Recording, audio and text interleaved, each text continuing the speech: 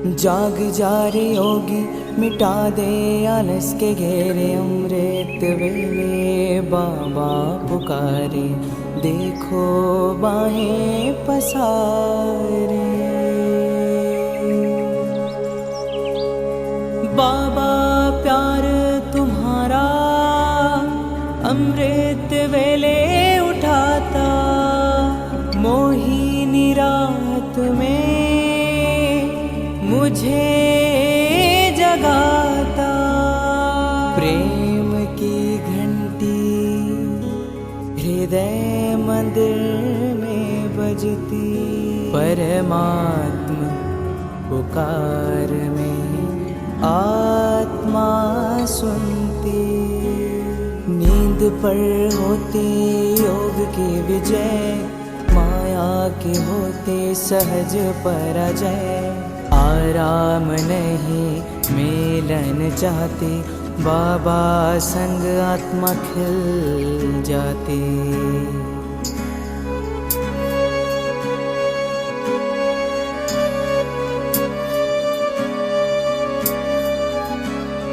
अपने कहा रात को अलविदा, परवाना हुआ क्षमा पे फिदा। समय से पहले बाबा जगाते, नयन खुलते ही मिलन कराते। प्रेम में भीगा मन संकल्प मुस्काते, माया के बंधन स्वयं कट जाते। ठंडी गर्मी बारिश अब तप के साथी, मौसम की मार अब ना डराती। सोना अब आराम नहीं माया है, नींद अब अमृत नहीं विष का साया है। कमाई नहीं ये ऊर्जा की चोरी है, सुस्ती की धुन में बजी माया की लुरी है।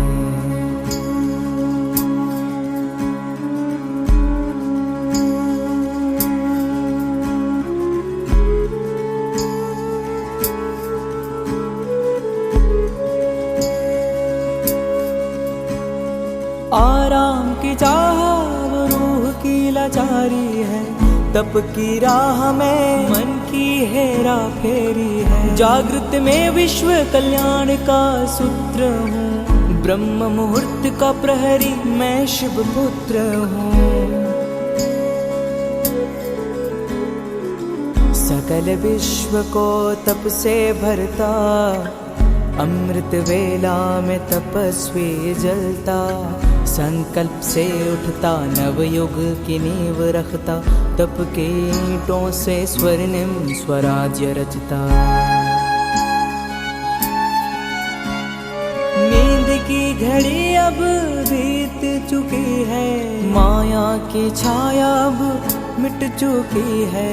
वर्तमान में जलती है आत्मा की मशाल, मैं हूँ जागृत यही मेरा कमाल।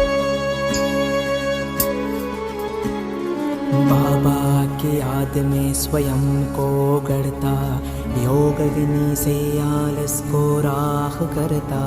मैं अब सुनहरी राह मैं हो रहा हूँ, मैं अब खो नहीं रहा मैं जाग रहा हूँ। जाग जा रे योगी, मिटा दे आलस के घेरे। अमृत वेले बाबा पुकारे, देखो बाहें पसारे।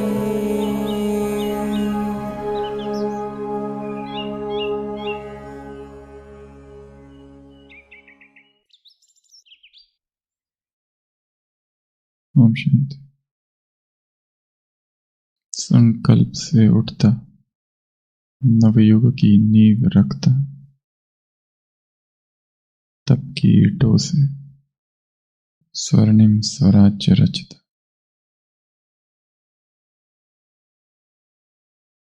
संकल्प से उठता,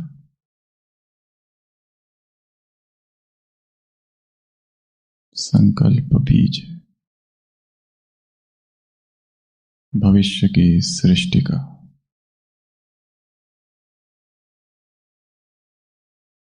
सुबह का एक क्षण दिन की प्रोग्रामिंग है।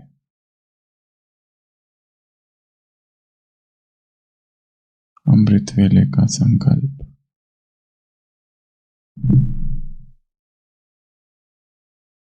दिन की आत्मा है।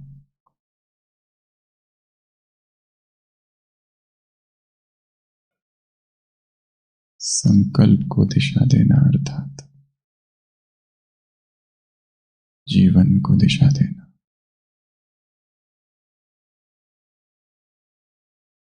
संकल्प को शक्तिशाली बनाना अर्थात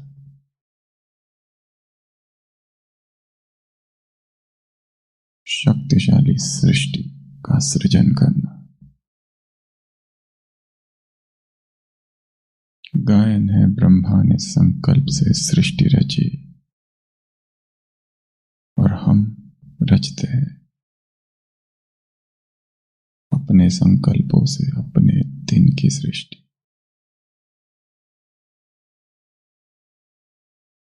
जैसे बूंद में समंदर समाया हुआ है, उसी तरह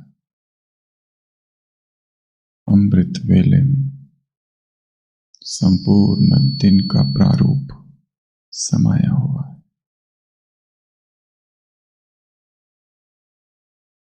साधना का आज का 9वां दिन कहो या 100 दिन की तपस्या का आज का पहला दिन।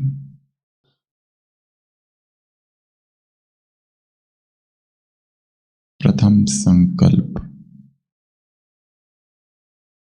फर्स्ट कमांड है दिन के प्रोग्रामिंग का।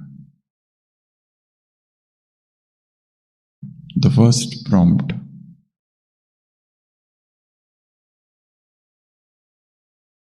the first order,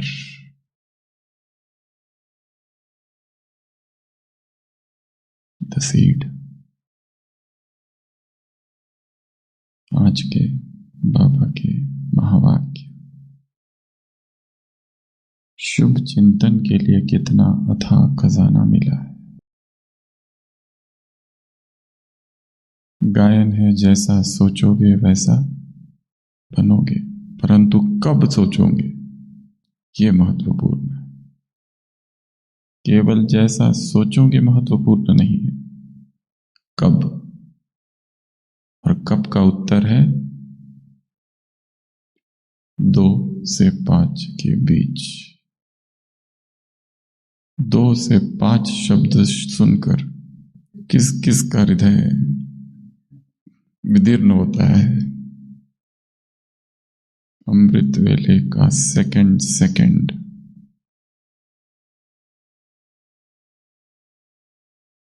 भाग्य रचा जा रहा है।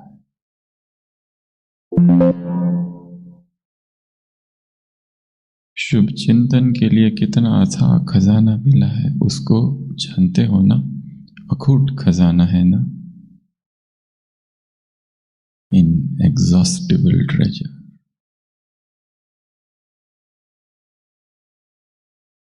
जो कभी खत्म ना हो। जैसे कल्पतरु मिल गया है, जैसे कामधेनु गाय मिल गई है, जैसे चिंतामणि मिल गया है, जैसे कुबेर का खजाना मिल गया है।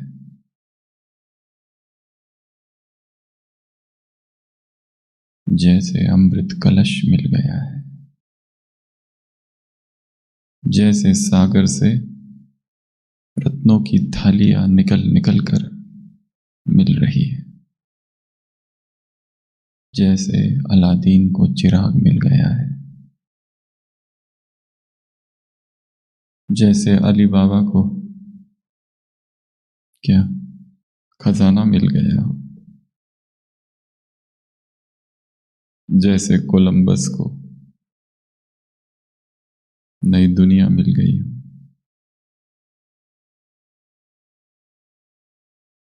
शुभ चिंतन के लिए कितना था खजाना मिला है, उसको जानते हो ना। अखूट खजाना है ना शुभ चिंतन अर्थात समर्थ संकल्प।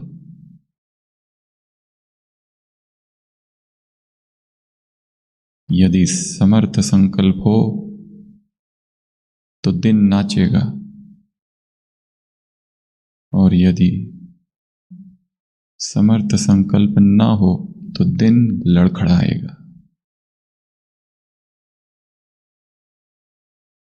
यदि संकल्प समर्थ हो तो दिनचर्या रूहानी डांस होगी।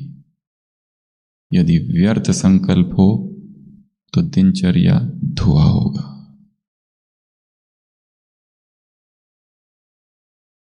तो समर्थ और व्यर्थ दोनों इकट्ठे नहीं रह सकते।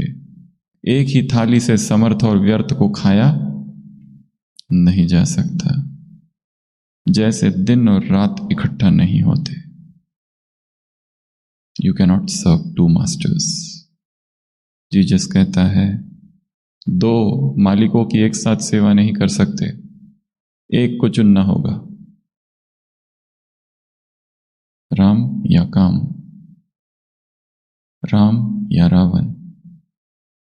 अमृत वेला उठते आंख खोलते ही क्या संकल्प या चिंतन करना है, यह भी बाप ने सुना दिया है। जैसे अमृत वेला शक्तिशाली बाप के स्नेह सहित शुभ संकल्प करेंगे, वैसे ही सारे दिन पर प्रभाव पड़ेगा, क्योंकि अमृत वेला आदिकाल है, सतो प्रधान समय है। अर्थात समय भी रजो प्रधान होता है और तमो प्रधान होता है। अर्थात व्यक्ति कैसा भी हो, समय का प्रभाव उस पर पड़ता जरूर है। स्थान का प्रभाव पड़ता है, समय का प्रभाव पड़ता है, परिस्थितियों का प्रभाव पड़ता है, व्यक्तियों का प्रभाव पड़ता है, प्रकृति का प्रभाव पड़ता है।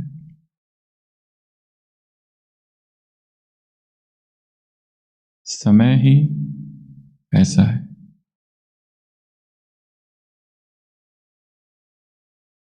व्यक्ति बहुत शक्तिशाली है, परंतु समय ठीक नहीं था। कर्ण शक्तिशाली है, परंतु कोई एक शाप साथ में चल रहा है, जिससे रथ का पहिया धरा में धंस गया। किसी ब्राह्मण का शाप चल रहा है। निर्णायक घड़ी में ज्ञान भूल जाएगा। किसी तपस्वी का क्रोध साथ चल रहा है।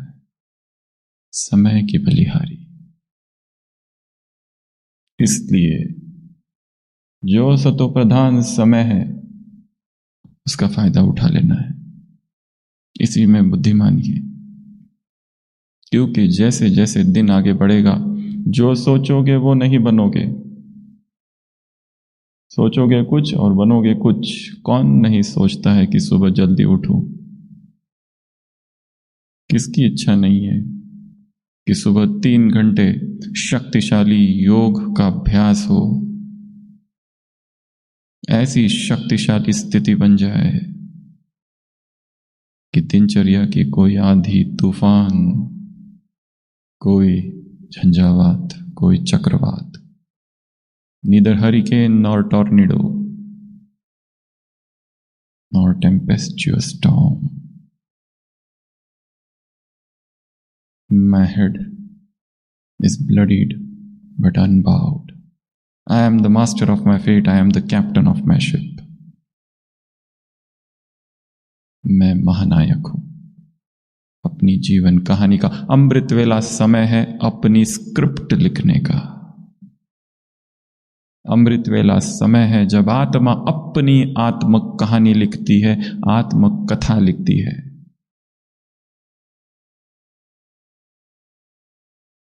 दिन तो केवल अभिनय मात्र है।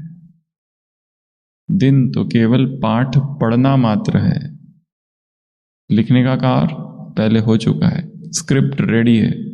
अब एक्टर्स आए, केवल डायलॉग पढ़ो।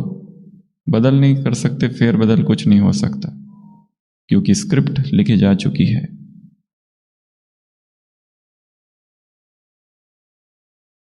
अमृत वेला आदिकाल है और समय सतो प्रधान है। जो करना है इसी समय करो। दिन भर में कितने भी संकल्प कर लो, ये करूंगा, त्यों करूंगा, यों करूंगा, कुछ नहीं होता है।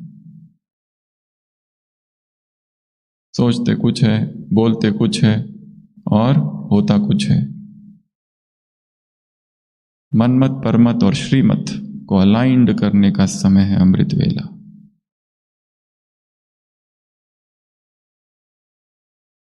तो बाबा कह रहे हैं, जैसे अमृत वेला शक्तिशाली बाप के स्नेह सहित शुभ संकल्प करेंगे, बाप के स्नेह सहित, शुभ संकल्प नहीं मात्र, उन शुभ संकल्पों में परमात्मा स्नेह की आग चिंगारी की तरह लग जाए,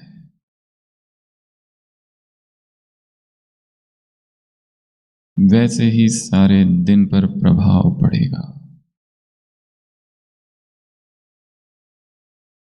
अमृत वेला वृक्ष है, दिनचर्या उसकी छाया मात्र।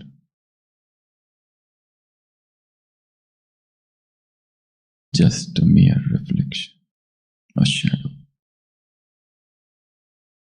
बाप द्वारा बच्चों को विशेष वरदान या विशेष सहयोग का समय है, इसलिए अमृत वेले के पहले संकल्प का आधार सारे दिन की दिनचर्या पर होता है। जैसे गायन है, ब्रह्मा ने संकल्प से सृष्टि रची। संकल्प का इतना महत्व दिखाया है। ब्रह्मा के एक संकल्प ने सृष्टि रची, और उठते ही हम अपने संकल्प का प्रयोग किस लिए करते हैं? अलार्म को बंद करने के लिए। कैसा प्रयोग है ये संकल्प का? संकल्प अर्थात विल, संकल्प अर्थात force.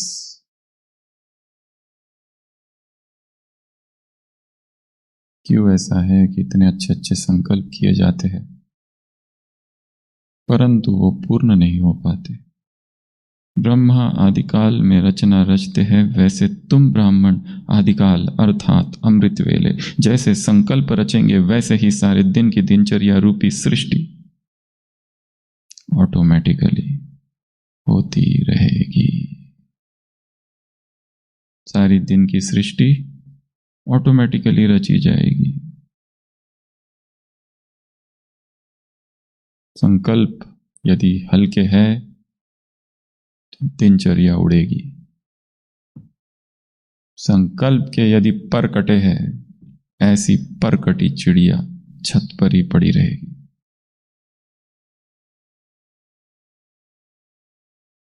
Nineteen 1899 American actor Charles कॉगलैन की मृत्यु हुई। चार्ल्स कॉगलैन वैसे यूरोप में था, स्टेज ड्रामास किए इंग्लैंड में। बचपन में ही अमेरिका शिफ्ट हुआ, कनाडा। बहुत बड़ा एक्टर बना, बहुत सारे प्लेस प्ले किए, बहुत फेमस हुआ, बहुत पैसा कमाया। पर धीरे धीरे एक एक्टर के जीवन की प्रसिद्धि और एक्टर के जीवन का पैसा अस्थायी होता है। पेनीलेस हो गया, रिटायर हो गया एक्टिंग करियर से। परंतु उसकी एक इच्छा थी कि जहां मैंने जन्म लिया है, प्रिंस एडवर्ड आइलैंड, वहीं पर मेरी मृत्यु हो, उसी वृक्ष के नीचे मैं मरूं जहां मैंने जन्म लिया है। परंतु उसकी जब मृत्यु हुई, उसके पास पैसे नहीं थे और वो उस स्थान से लगभग 2000 मील की दूरी पर था। टेक्सास में मृत्यु हुई, गैल्वेस्टन टेक्सास में। उसने वसीयत में भी लिख के रखा था कि मेरा जहां जन्म हुआ है वही मुझे दफन किया जाए। पर मरने के बाद कौन मित्र और कौन सी वसीयत और कौन उसका मान रखेगा? पैसा चाहिए, डेड बॉडी को 2000 मील कौन लेके जाएगा? मित्रों ने, गांव वालों ने उसको वहीं दफन कर दिया। एक सिमेंट्री, एक वृक्ष था, उसके पास ताबूत बनाया, कॉफिन बनाया, उसमें उसको दफन कर दिया। कब दफन किया? 1899।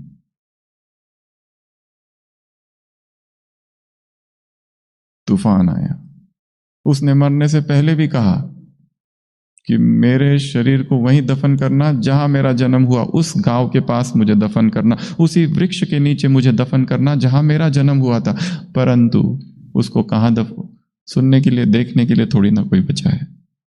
उसको वहीं दफन कर दिया जहां उसकी मृत्यु हुई। और उसी रात तूफान आया, the hurricane of Galveston cycle 1900s में कहा जाता है। कोई कहते हैं उसी रात सब कुछ हिलने लगा। तूफान इतना भयंकर था, इतना भयंकर था कि वो वृक्ष उखड़ गया और उस वृक्ष के नीचे जो उसका ताबूत था, जो कॉफिन था, वो उखड़ कर बाहर आया। और वहां से समुंदर 2 मील की दूरी पर था, 2 मील। वो ताबूत, वो कॉफिन उखड़कर समुंदर में जा गिरा। 1907, कब? 1907 वो ताबूत बहते बहते कहां पहुंचा? प्रिंस एडवर्ड आइलैंड, जहां मछुआरों ने उसको देखा। इतने सालों बाद ताबूत को खोला गया, पूरा शरीर गल गया था, परंतु चेहरा फिर भी दिखाई दे रहा था और पहचान लिया, ये तो वही है, चार्ल्स कॉगलैन। गांव वालों ने उसको पहचान लिया, उसको निकाला गया और उसको कहां दफनाया गया? वहीं पर, उसी पेड़ के नीचे जहां उसका जन्म हुआ था और जो उसकी इच्छा थी। क्या ये मियर कोइंसिडेंस है या संकल्प की कमाल? क्या संकल्प मरने के बाद भी चलता है? क्या संकल्प में इतनी शक्ति है? हाँ, है। उस व्यक्ति को उस संकल्प ने वहीं पहुंचा दिया जो उसकी इच्छा थी। कितना घनीभूत, कितना शक्तिशाली वो संकल्प होगा कि जिस संकल्प ने धरती पर गड़े हुए मुर्दे को बाहर उखाड़ा के निकाला, समुंदर तक पहुंचाया और समंदर ने 2000 मील ईस्टर्न कोस्ट से बहता हुआ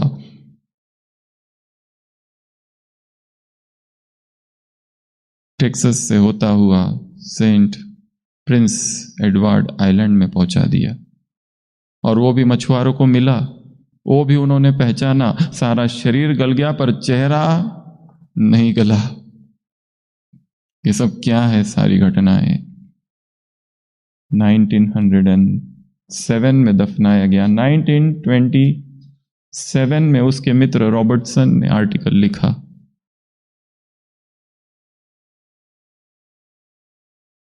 एक प्ले बनाया, उसी का साथी अभिनेता, जिसमें इस घटना का वर्णन है। 1928 में भी एक कॉलम, रिलेज का कॉलम, उसमें भी इसका वर्णन है। और ये कहानी प्रसिद्ध है द होमिंग कॉफिन के नाम से। The homing coffin. क्या संकल्प सब कुछ कर सकता है? क्या संकल्प सृष्टि को हिला सकता है? भगवान उवाच, क्या कह रहा है भगवान? ब्रह्मा ने संकल्प से सृष्टि रच डाली। इतनी बड़ी सृष्टि किससे रची गई? संकल्प से। तुम अपने दिन की सृष्टि रचते हो अपने अमृत वेले के संकल्प से। शुभ संकल्प दिव्य दिनचर्या, अशुभ संकल्प भ्रमित दिनचर्या।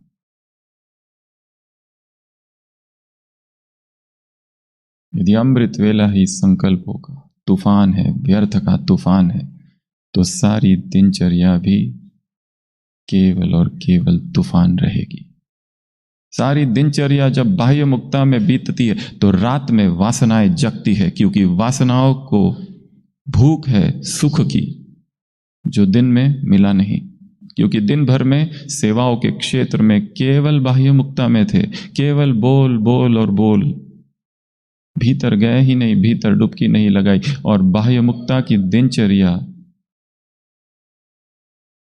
आत्मा को आंतरिक सुख से वंचित कर देती है। और ऐसी वंचित हुई चेतना जब रात में सोने लगती है तब वासना की भूख जागती है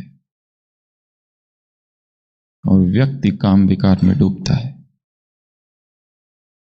स्थूल में नहीं, विचारों में, कल्पनाओं में, फैंटेसीज में।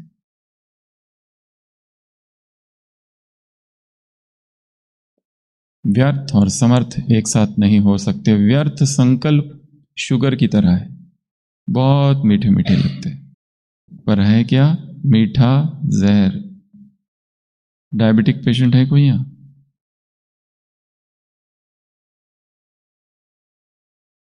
मीठा जहर। शक्कर कैसी होती है? कितनी मीठी लगती है। गुलाब जामुन हो और उसमें शक्कर ही ना हो, कौन खाएगा?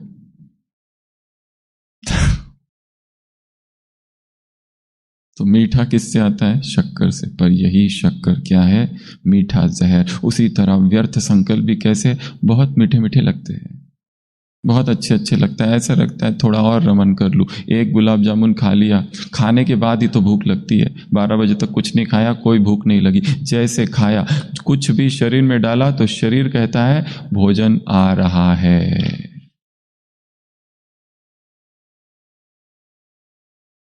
कुछ खाने के बाद भूख लगती है, अगर खाओ ही नहीं तो भूख ही नहीं लगती। हंगर कम्स विथ ईटिंग कहा जाता है। चाहे वो कुछ भी हो, जूस ही पी लो, जूस पीने के बाद में शरीर कहता है अब भोजन आने वाला है। सूप पी लो, उसके बाद में शरीर क्या कहता है? अब तो कुछ तो तगड़ा माल आएगा, इंतजार है उसे। इसलिए पहले सूप पिया जाता है ताकि भूख तीव्र हो जाए, ताकि हम ज्यादा खा सके।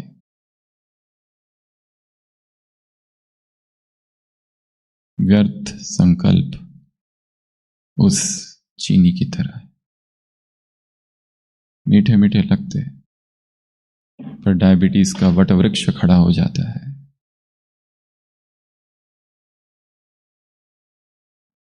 इसलिए अमृत वेले के लिए शक्तिशाली संकल्पों का स्टॉक हमारे पास चाहिए। रात को सोने से पहले कुछ पढ़ो और उसमें से कुछ पावरफुल है वो लिखो, ताकि उठते ही उसे पढ़ा जाए। जो हम दिन में करना चाहते हैं, आज पूरा दिन पड़ा हुआ है, इस दिन में क्या करना है? इतने दिनों से तो प्लानिंग हो रही है पर नहीं कर पा रहे। आज फिर शक्तिशाली प्लानिंग करो। कल योग की, कल या परसों योग की 9 बातें बताई थी, 10वीं बात छोड़ दी थी। कल वो 10वीं बात है कौन सी?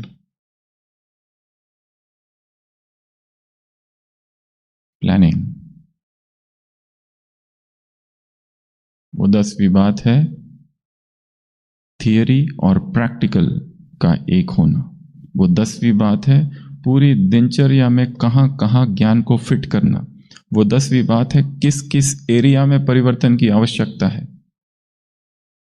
वो अमृत वेला प्लान करना है। कौन से सिचुएशन में एक्साइटमेंट आ गई? अमृत वेला प्लानिंग। कौन सी चीज में परिवर्तन करना है? अमृत वेला प्लानिंग। तो कल 10 बातें बताई थी योग की। सबसे पहली बॉडी ब्रेथ अवेयरनेस। योग की शुरुआत कहां से करना है? श्वास को देखने से। सीधा मैं आत्मा हूं से नहीं करनी है। आंखें बंद, श्वास को देखो, आ रहा है जा रहा है। हो सकता है अभी अभी भाग के आए हैं और योग में बैठे हैं, बैठते ही मैं आत्मा हूं कभी नहीं हो सकता। फर्स्ट श्वास को शांत करो, और वो करना नहीं अपने आप होगी, केवल देखने मात्र से। तो फर्स्ट स्टेप क्या है योग की? ब्रेथ अवेयरनेस, केवल श्वास को देखना। सेकंड स्टेज, अब शरीर को देखो। शरीर में कहीं हलचल है, कहीं कुछ हो रहा है, कहीं गर्मी हो रही है, कहीं जलन है, कहीं फड़कन है, कहीं धड़कन है, कहीं सुन हो रहा है, कहीं पसीना है, कहीं धड़धड़ धड़धड़ हो रहा है। उस धड़धड़ धड़धड़ हो रही धड़कन को देखो। बॉडी स्कैनिंग, ऊपर से नीचे, नीचे से ऊपर, यहां से चालू करो। फिर मस्तक पर आओ, फिर आंखों पर आओ, फिर गाल, होठ, कान, फिर गर्दन, फिर राइट शोल्डर, फिर आर्म, फिर फोर आर्म, फिर उंगलियां, ये पूरा हुआ। फिर इधर चालू करो, इधर इधर इधर इधर, फिर राइट चेस्ट, लेफ्ट चेस्ट, पेट, पेट हो गया, पीठ, कमर, फिर पैरों से नीचे, लेफ्ट एंड राइट, ये 1। फिर उसके बाद में सेकंड, फिर उसके बाद में थर्ड, ऐसे 2-3 बार ऊपर से नीचे, नीचे से ऊपर, कभी दाएं से कहीं, बाएं से दाएं, कहीं एक साथ पूरा। फिर थोड़ी देर के बाद एक साथ, एक साथ दोनों हाथ छाती, एक साथ दोनों पैर। ये करते करते ही क्या हो जाएगा? अशरीरी अवस्था आ जाएगी। करते करते ही लगेगा कि अब मैं इस शरीर में हूं ही नहीं। उसके बाद चालू करना है अभ्यास मैं कौन हूं का, स्टेप नंबर 3। और यहां पर शक्तिशाली संकल्प, जैसे निर्वाण शतकम है शंकराचार्य का, क्या है उसमें? मैं ये नहीं, मैं वो नहीं, मैं वो नहीं, मैं वो नहीं।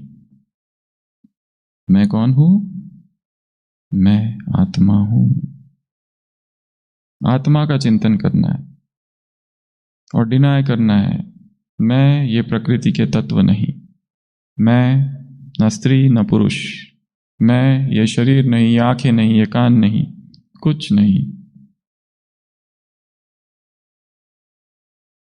मन, बुद्धि, संस्कार, चित्त, कान, नाक, ना मैं आकाश हूं ना पृथ्वी हूं, कुछ नहीं हूं। ये सब करते करते कहां पहुंचना है? मैं आत्मा। फिर उसके बाद में नेक्स्ट स्टेप, सूक्ष्म वतन में जाओ। सूक्ष्म वतन में भक्ति, भक्ति अर्थात वो परमात्मा, मैं आत्मा, वो ईश्वर, मैं बच्चा, सारे संबंधों का अनुभव, दृष्टि का अनुभव, वरदान का अनुभव, तिलक का अनुभव, हाथ मिलाने का अनुभव, गले मिलने का अनुभव, जो बातें कहनी है वो कहने का अनुभव, सब कुछ। उसके बाद में आ जाओ परमधाम में। परमधाम में बीज रूप स्थिति, केवल बिंदु, आंखें खोलकर केवल बिंदु को देखते रहो आधा घंटा 15 मिनट, और सब कुछ याद करो।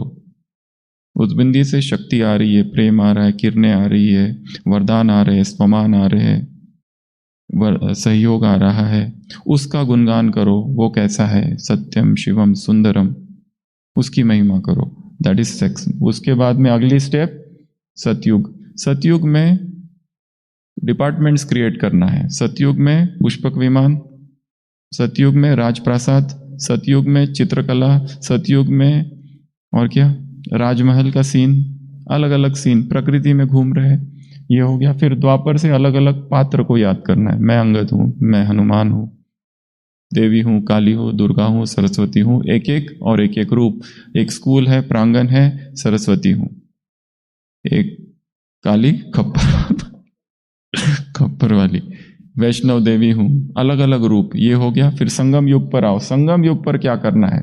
हमने अपने जीवन में किस किस स्थान पर गए, कट ऑफ। अब किस कोई लेना देना इस स्थान से, किन किन लोगों के संपर्क में आए, कट ऑफ, किसी से कोई लेना देना नहीं। मधुबन में थे, इस सेंटर पे थे, उस सेंटर, सब कट ऑफ। किन किन लोगों से संबंध, कट ऑफ। किन किन परिस्थिति से गए, कट ऑफ। ये मैं हूं ही नहीं, मुझे कोई लेना देना नहीं इससे, मैं सबसे अलग हूं, डिटैच हूं। ना कोई सेंटर, ना कोई मधुबन, ना कोई स्थान, ना कोई व्यक्ति, ना कोई परिस्थिति, किसी से कोई लेना देना नहीं, मैं मुक्त हूं। संगम युग। और लास्ट 9वां कौन सा? फरिश्ता। फरिश्ता रह के वो सारे जो स्थान है उसको सकाश देना। और 10वां क्या? देखना है अपनी दिनचर्या को कि कहां परिवर्तन की आवश्यकता है, किस प्लानिंग की आवश्यकता है। अमृत वेला प्लानिंग करनी है अपनी दिनचर्या की, कि कहां परिवर्तन की आवश्यकता है, कहां क्या करना है। आज से हम चालू कर रहे हैं कविता पाठ, और आज की सबसे पहली कविता है वासना मुक्त वसंत। आ जाइए सुशील भाई। तो कविता पाठ आज से चालू कर रहे हैं, रोज एक कविता का पाठ होगा।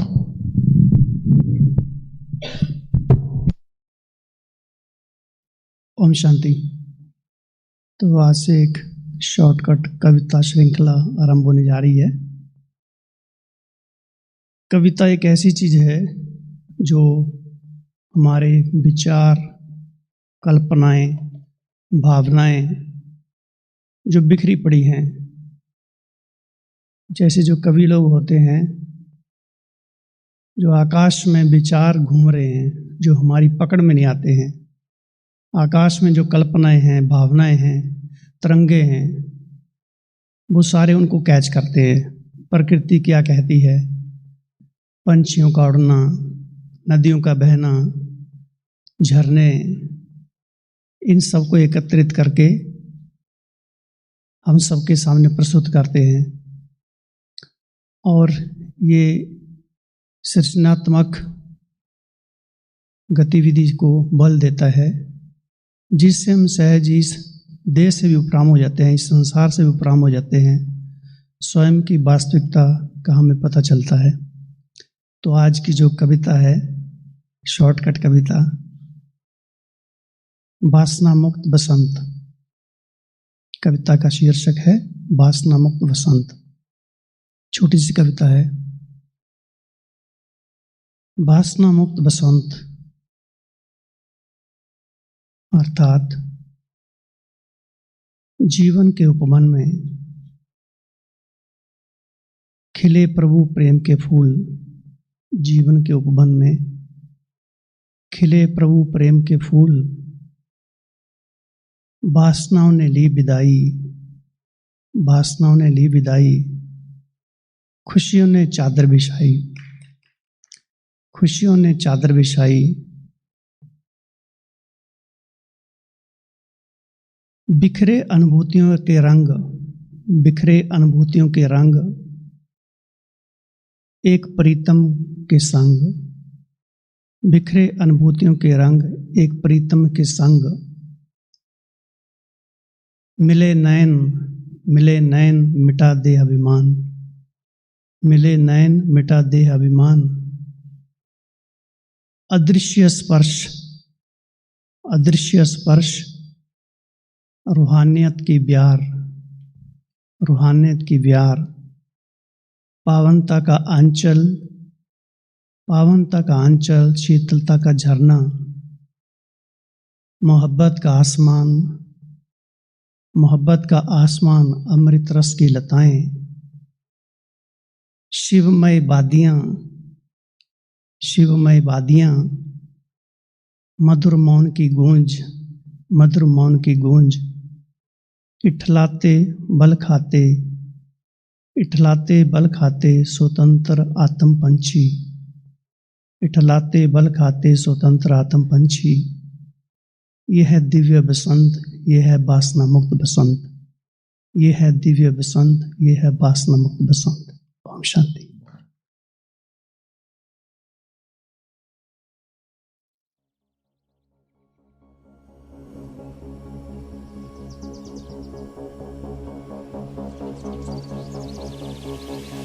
मन्मना भव शिव बाबा सततम, निराकार तेजोमय पावनम, प्रभात काले स्मरणं दिव्यं, सत्यं शिवं सुंदरं चिंतनम्।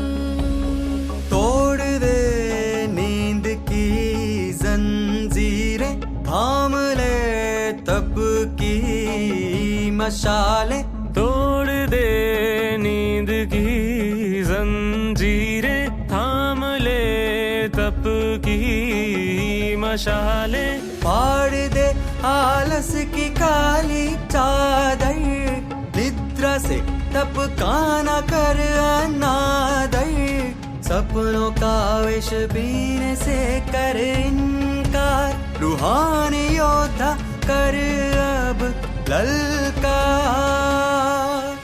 न सो न लेट हो जा तैयार, उठ चल, उठ चल, कर तम का संहार।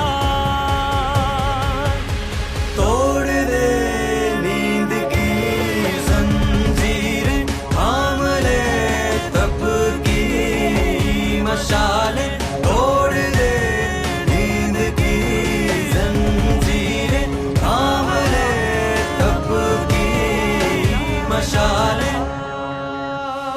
तेरी जागने से दुनिया